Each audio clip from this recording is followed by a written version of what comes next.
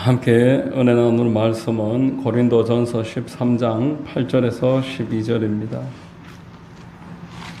은혜 나눌 말씀 고린도전서 13장 8절에서 12절 말씀입니다.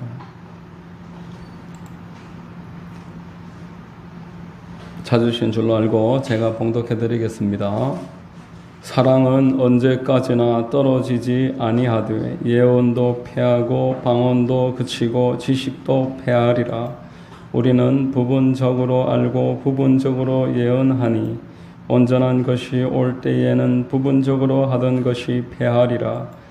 내가 어렸을 때에는 말하는 것이 어린아이와 같고 깨닫는 것이 어린아이와 같고 생각하는 것이 어린아이와 같다가 장성한 사람이 되어서는 어린아이의 일을 버렸노라. 우리가 지금은 거울로 보는 것 같이 희미하나 그때에는 얼굴과 얼굴을 대하여 볼 것이요 지금은 내가 부분적으로 아나 그때에는 주께서 나를 아신 것 같이 내가 온전히 알리라. 아멘. 할렐루야. 아멘. 주일 오전 예배 나오신 여러분들 주님의 이름으로 환영하고 축복합니다. 아멘. 우리 저의 분들과 한번 인사하겠습니다. 참 잘 오셨습니다. 참 잘 오셨습니다. 저는 봉독해드린 고린도전서 13장 8절 이하를 통해서 그때에는 이와 같은 제목으로 말씀을 전하겠습니다. 성령께서 큰 은혜 더하실 줄로 믿습니다. 아멘. 자, 제가 지난주 월요일 날 부산에 순복음 금정교회라고 찾아가서 목회자 세미나가 있었습니다. 요즘 AI 시대다 이런 말을 심심치 않게 하는데 이 시대에 어떻게 그 새로운 기술을 우리가 잘 적용을 해서 전도도 하고 또 말씀도 전할 수 있을까 이런 생각을 하고 배우는 시간이었습니다. 예배 내용을 유튜브로 만들 수만 있으면은 유튜브에서 동시 통역이 가능한 그런 시대입니다. 입모양도 꼭 영어로 말하는 것처럼 영어로 듣고 싶으면 영어로 그냥 바로 통역이 돼요. 일본어도 바로 통역이 되고 프랑스, 불어 마찬가지고 아랍어로도 통역이 됩니다. 우리가 누군가를 전도하려고 할 때 이제는 이 기술로 전도할 수 있고 외국인들도 얼마든지 예배를 드릴 수 있는 그런 시대가 되었다라는 것입니다. 또 AI 기술이 성경에 나오는 어떤 단락이든지 입력만 시키면은 바로 애니메이션 화면으로 생생하게 다윗과 골리앗과의 싸움, 다니엘이 사자굴에서 기도하는 장면 이런 장면을 바로바로 만들어주고 노래도 원하면은 노래도 만들어주고 조금 경쾌하게 바꾸려면 또 바꿀 수 있고 그래서 외국인이든 어린아이든 누구든지 우리가 전도하려고 관심이 있고 마음만 있으면은 무궁무진한 그런 기회가 왔다 이렇게 이야기하고 배우는 시간이었습니다. 세미나를 마치고 바로 킹 오브 킹이라고 해서 7월 16일 날 개봉하는 예수님 영화가 있습니다. 그것도 마찬가지 애니메이션 영화인데 다 아는 내용이지만 얼마나 더 풍성하게 세밀하게 감정적으로 잘 전하느냐에 따라서 또다시 감동을 받을 수 있다라는 것을 깨달았습니다. 간절하게 풍성하게만 전하기만 하면은 성경의 모든 말씀은 우리에게 새로운 은혜가 되고 양식이 되는 줄로 믿습니다. 아멘. 제가 그날 매표소에 보니까 이런 떼수건을 하나씩 나눠주는 거예요. 노란색 우리 옛날에 목욕탕 가면은 받았던 노란 떼수건 있잖아요. 손에 딱 끼워서 쓰는. 저는 안 써본 지가 참 오래됐는데 떼수건을 하나씩 나눠줍니다. 떼수건에 이렇게 글자가 적혀 있습니다. 모든 사람에게는 때가 있다. 지금은 영화 볼 때 이렇게 적혀 있더라고요. 이 때 전도서 3장 말씀과 같이 기록되어 있었습니다. 전도용어로 사용하면 참 재밌겠다 이런 생각을 해봤습니다. 무궁무진한 그런 지혜가 있다. 사람들이 참 똑똑하다. 제가 그런 생각을 했습니다. 자, 여러분 오늘 우리가 읽은 성경 본문의 때, 시기를 말하는 단어가 계속 나옵니다. 10절에 보니까 온전한 것이 올 때에는 부분적으로 하던 것이 패하리라 이렇게 말씀을 합니다. 11절에도 내가 어렸을 때에는 말하는 것이 어린아이와 같다 이렇게 말을 하고 있어요. 12절에도 우리가 지금은 거울로 보는 것 같이 희미하나 그때에는 얼굴과 얼굴을 대하여 볼 것이요. 이렇게 그때에는 이라고 해서 주님이 오실 때를 말하는 것입니다. 자, 여러분, 모든 사람에게는 이런 크게 때로 나눠지는 중요한 시기가 있습니다. 어린아이의 때, 오늘 우리 예배에도 어린아이가 참석을 했는데 어린아이의 때, 돌아오지 않는 그런 소중한 때입니다. 그리고 성인의 때, 또 마찬가지로 주님 앞에 섰을 때, 이 세 가지 큰 때가 있다. 하나님 앞에 서는 때, 이때를 생각하고 준비하는 사람이 성령의 사람이요 믿음의 사람인 줄로 믿습니다. 아멘. 주님이 우리를 만나 주시고 우리가 지금 어렴풋하게 알고 있는 이 주님과의 어떤 생각들, 얼굴과 얼굴을 대면하여 보는 것처럼 뚜렷하게 알게 되게 해주시겠다 말씀하는 것입니다. 아멘. 자, 여러분, 우리가 말세를 생각하는 성도라면은 이 마지막 때를 반드시 마음에 염두에 두고 살아야 됩니다. 아멘. 마지막 때를 염두에 두고 우리가 산다면은 지금 우리가 보는 이 시기에 관해서도 분별력이 생길 수밖에 없습니다. 오늘 본문은 우리에게 말씀합니다. 이 세상의 것들은 다 지나간다. 이 세상에서 내가 왕후장성을 거느리면서 살아가는 사람이라고 할지라도 이 시기는 지나가 버린다는 것. 본문 8절에 사랑은 언제까지나 떨어지지 아니하되 예언도 패하고 방언도 그치고 지식도 패하리라 이렇게 말했습니다. 우리가 이 사랑장 계속 살펴보고 있습니다. 이 사랑장에서 말씀하는 바 아가페, 그리고 하나님은 당신의 사랑이라 말씀하셨으니 이 사랑은 하나님이십니다. 하나님의 사랑은 언제까지나 떨어지지 않는다 이렇게 말합니다. 떨어지지 않는다. 헬라어로 핍토라는 단어인데 망하지 않는다는 거예요. 없어지지 않는다. 하나님의 사랑, 하나님은 우리에게 있어서 영원한 줄로 믿으시기를 바랍니다. 영원히 지속됩니다. 그러나 아무리 중요한 것들이라고 할지라도, 예언이라고 할지라도, 또 성령의 은사라고 할지라도, 참 우리가 세상에서 부러워하는 지식을 가지고 있는 사람이라고 할지라도 그것들은 이제 없어진다는 겁니다. 못 쓰게 된다. 폐하여진다. 쓸모 없어진다. 이렇게 말을 하고 있습니다. 하나님 외에 우리는 어떤 것도 영원하지 않음을 늘 마음에 새길 때 좌로도 우로도 흔들리지 않고 중심을 바로 잡을 수가 있습니다. 여러분, 불과 50년 전에 우리 한국의 100대 기업이라 꼽혔던 기업 중에 지금 한 20개 정도만 남아 있습니다. 나머지 20개 중에서도 10개 정도는 사양길로 지금 접어들었다라고 판단을 받고 있고, 실질적으로 우리나라에서 제대로 역할을 감당하고 있는 기업은 10개 정도만 남아있다라는 것입니다. 자, 여러분, 세상이 이처럼 빠르게 바뀌고 우리가 참 대단하게 여겼던 것들이 더 이상 아무것도 아닌 그런 시기가 온다는 것입니다. AI가 앞으로 활동을 하면은 더 이 바뀌는 속도가 급속하게 일어납니다. 법률가들로 구성된 그 회사 로펌에 얼마나 많은 수익을 거둬들입니까? 변호사들과 사무장 100여 명이 같이 그렇게 협력해서 일을 하는데 그 사람들이 100여 명이 동시에 한 달 동안 할 일을 AI는 하루 만에 한다는 거예요.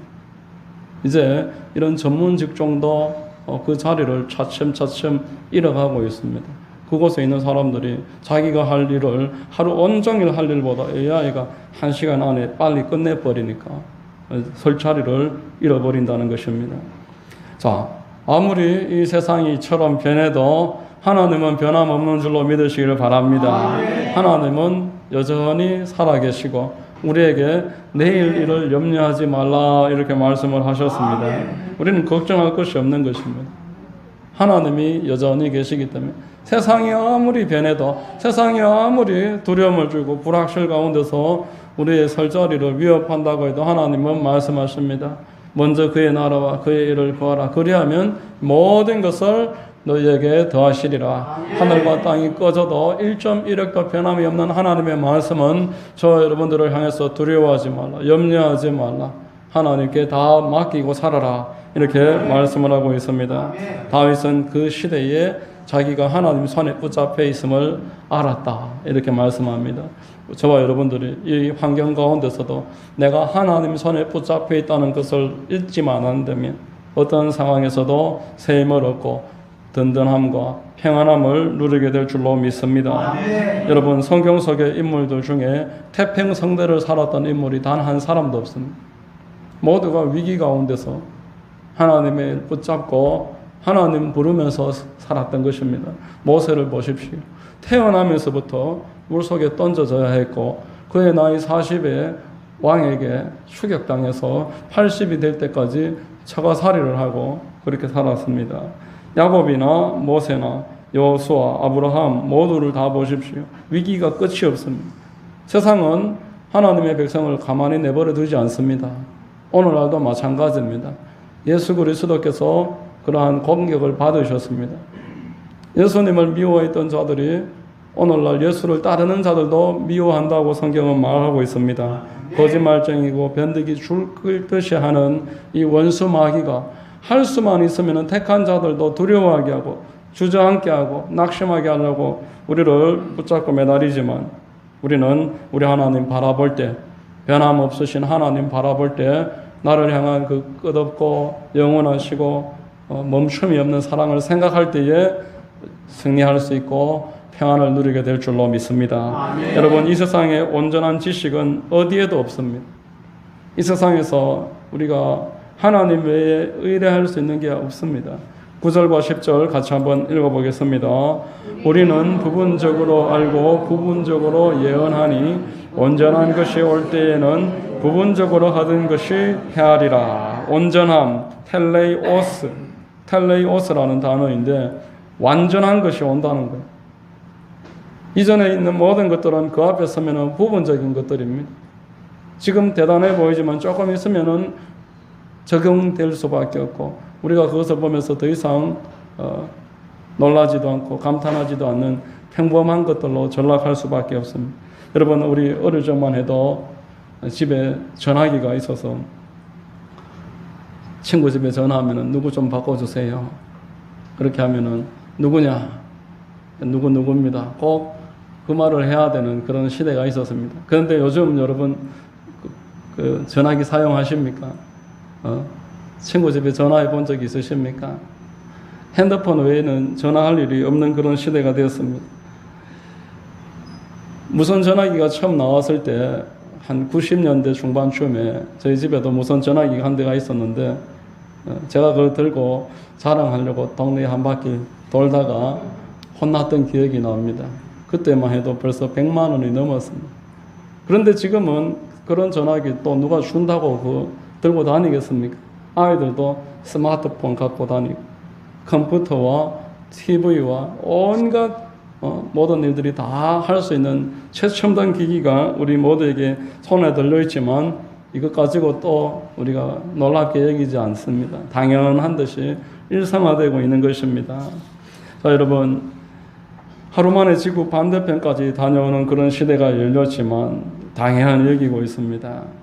그날이 오면은 우리가 누리고 있는 아무리 최첨단이라고 말하는 그런 과학도 지식도 그 앞에서는 다 사라지고 말 것입니다. 여러분, 세상만 변하는 것이 아닙니다. 사람도 계속 변합니다. 사람들이 얼마나 빨리 변합니까? 본문의 11절에 보니까 내가 어렸을 때에는 말하는 것이 어린아이와 같고 깨닫는 것이 어린아이와 같고 생각하는 것이 어린아이와 같다가 장성한 사람이 되어서는 어린아이의 일을 버려놓으라 이렇게 말합니다. 사람들의 가치관이 바뀝니다. 어린아이 때 가치관과 장성한 사람이 되어서 가치관이 계속 달라질 수밖에 없습니다. 요즘 사람들에게 10명에게 물어보면은 반드시 결혼해야 된다고 생각하는 사람은 한 사람밖에 없다는 거예요. 결혼에 대한 가치관이 많이 달라졌습니다. 실제로 한국 사회에서 보통 4인 가구가 가장 많았는데 지금은 1인 가구가 제일 많습니다. 40%에 이제 다다랐다고 그렇게 이야기를 하고 있습니다. 세상은 여기에 발맞추어서 기업들은 발빠르게 움직입니다. 이제 집도 큰 집을 만들지 않고 작은 집들, 원룸이나 어떤 오피스텔 위주로 집도 건축을 하고 가전품도 아주 고급스럽게 자그만하게 혼자 사용할 수 있는 그런 물품들을 만들어 나가고 있다고 합니다. 또 음식도 한번 먹을 수 있는 혼자서 먹을 작은 양들을 만들어서 배달을 하고 판매를 하는 그런 시대가 됐다라는 겁니다. 여러분, 유럽과 미국의 교회가 같이 사양길에 접어들고 있었습니다. 교회가 위기를 겪고 있었습니다. 그런데 유럽은 완전 텅텅 비고 말았습니다만은 미국 교회는 지금 다시 회복하고 흥왕하고 있습니다.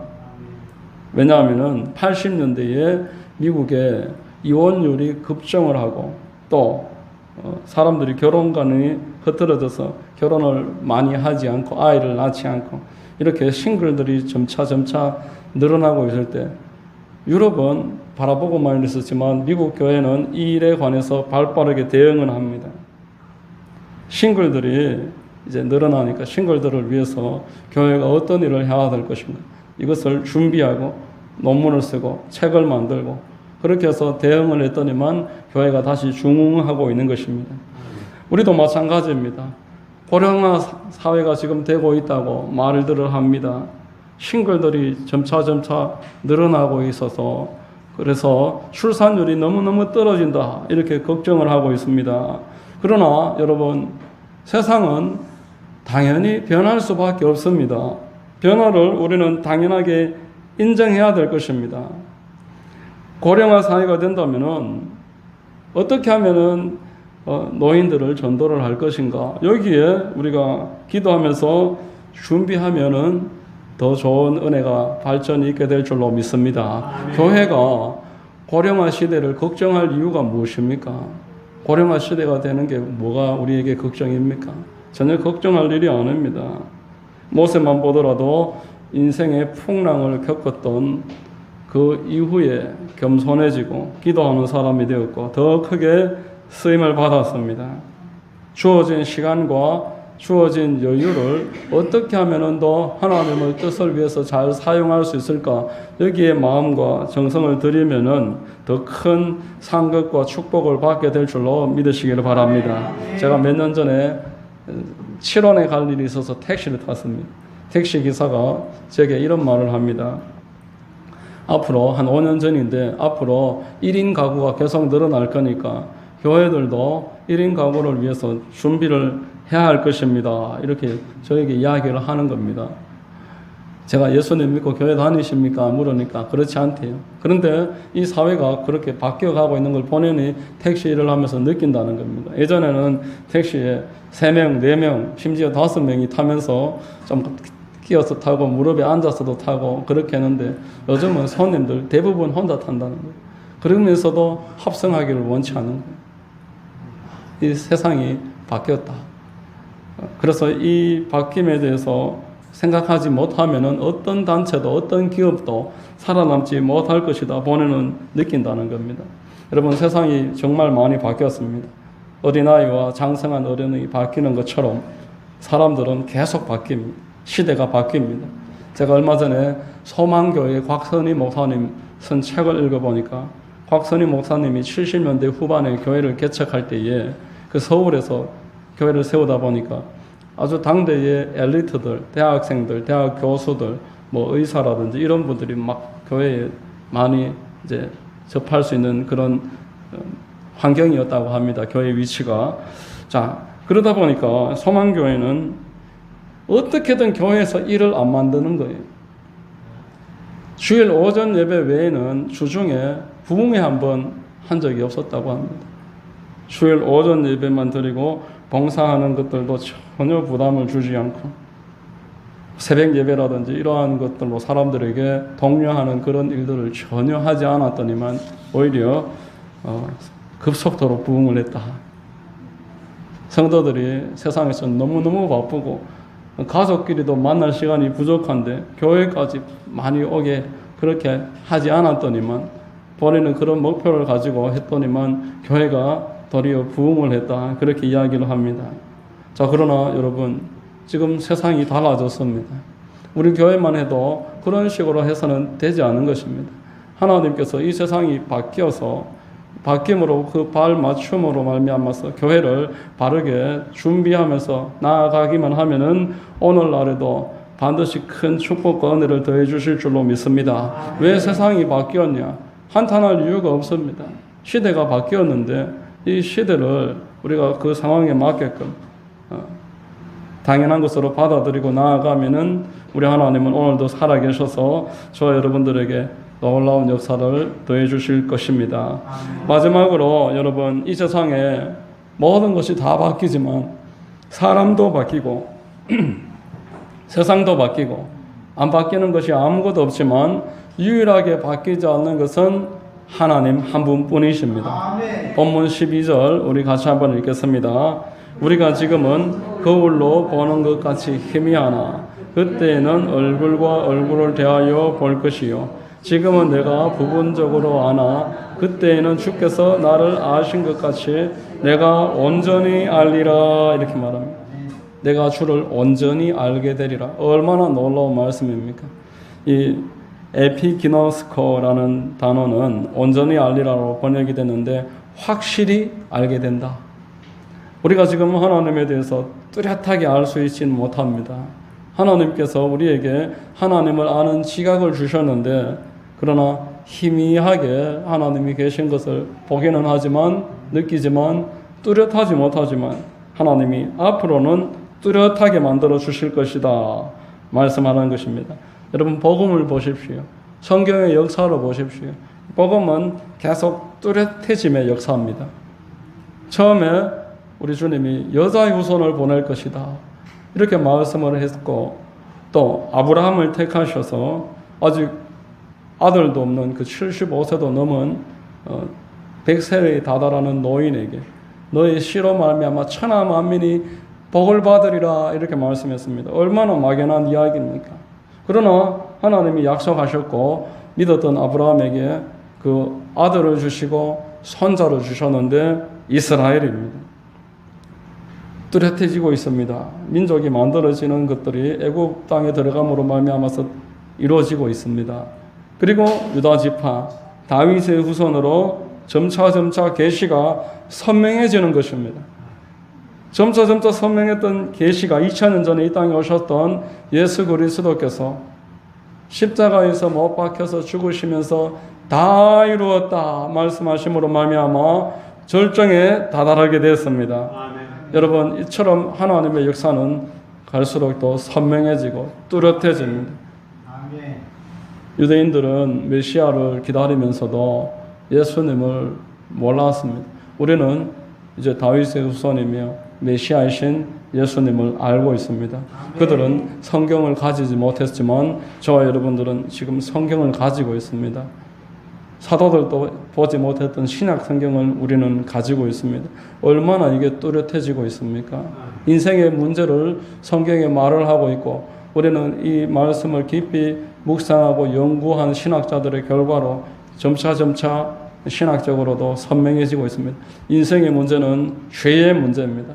이 세상의 모든 사람은 범죄함으로 말미암아서 환경의 저주를 받게 됐습니다. 죽음의 문제, 이 죄로 말미암아서 온 문제입니다. 이 죄의 문제를 해결하기 위해서 참 제사장이신 예수 그리스도께서 오셔서 우리의 죄의 문제를 해결하셨습니다. 아멘. 마가복음 10장의 45절에 인자가 온 것은 섬김을 받으려 함이 아니요 도리어 섬기려 함 아멘. 자기 목숨을 모든 사람의 대속물로 주려 함이라 말씀하셨습니다. 우리를 위해서 제물이 되시고 제사를 지내주시는 것입니다. 그리고 하나님과의 단절 문제, 이게 사람의 문제입니다. 하나님이 안 계시니 호세아서 6장 7절에 아담이 하나님 앞에 반역했다고 말했습니다. 여러분, 하나님 없는 사람은 단순히 하나님이 없는 게 아닙니다. 하나님은 그들을 반역자로 보고 있습니다. 하나님을 왕좌에서 밀어내고 그 왕좌에 자기가 앉은 쿠데타를 벌인 자로 그렇게 보고 있는 것입니다. 그래서 예수 그리스도께서 없는 자들은 인생에 크고 작은 문제가 끊이지 않습니다.